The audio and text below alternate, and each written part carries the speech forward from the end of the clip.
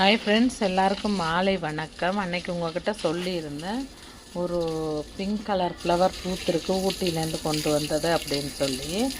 அதே ரெட்டும் கொண்டு வந்தேன்னு சொன்னேன், ஆனால் அது பூக்கலை. அதாவது என்னை யோசிச்சு பண்ணிகிட்டே இருந்தேன், இன்னும் நம்ம ரெட்டு கொண்டதுமே பூக்கலைன்னு கூட உங்கள்கிட்ட நான் காமிச்சேன் இது எல்லாத்தையுமே. ஆனால் பார்த்தீங்கன்னா இப்போ ரெட்டும் பூத்துருச்சு, அழகாக இருக்குல்ல ஃப்ரெண்ட்ஸ். இது வந்து ஊட்டியில் மட்டும்தான் பூக்குமா, இல்லை இங்கே எல்லா பக்கமும் பூக்குமான்றது நீங்கள் கமெண்ட்ஸில் சொல்லுங்கள்.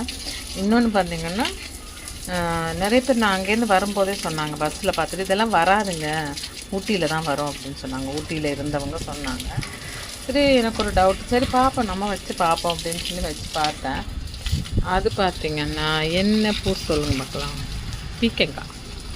பீக்கங்காய் பூத்துருக்கு, நிறைய பூத்துருக்கு ஃப்ரெண்ட்ஸ். அதை அப்படியே தண்ணி ஊற்றி அதை அப்படியே வளர்த்திட்ருக்கோம், அதிலே காய் எடுக்கும்னு நினைக்கிறேன். பாப்பா அதுக்கு சரியான பந்தல் போடலை, அதுக்குரிய ஜாமான்லாம் வாங்கணும், வாங்கி தான் பந்தல் போடணும் ஃப்ரெண்ட்ஸ்.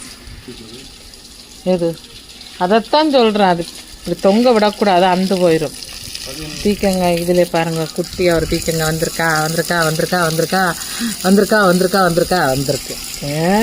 காமிக்க பெருசாக வந்தோடனே நான் குழம்பு வைக்கும்போதோ பொரியல் பண்ணும்போதோ இல்லை ஏதாவது சட்னி அரைக்கும் போது உங்களுக்கு காமிக்கிறேன். துளசி பாருங்கள் எப்படி வளர்ந்துச்சுன்னு. துளசி எப்படி இருக்குது பார்த்தீங்களா? எங்கள் வீட்டில் துளசி நல்லா வருங்க ஃப்ரெண்ட்ஸ்.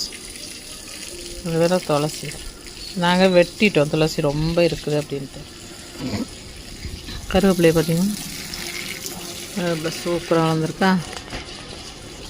இது பார்த்திங்கன்னா சுண்டக்காய் செடி பார்த்திங்கன்னா லைட்டாக பூ எடுக்குது, பூக்கும், காய் எடுக்கும், பிஞ்சு வரும், குழம்பு வைப்பேன் நான். ஓகே ஃப்ரெண்ட்ஸ், உங்களுக்கு பிடிச்சிருந்தா லைக் பண்ணுங்கள், ஷேர் பண்ணுங்கள், கமெண்ட் பண்ணுங்கள். பிடிக்கலனாலும் ஷேர் பண்ணுங்கள், கமெண்ட் பண்ணுங்கள், லைக் பண்ணுங்கள், சப்ஸ்கிரைப் பண்ணுங்கள். Okay, bye bye, see you.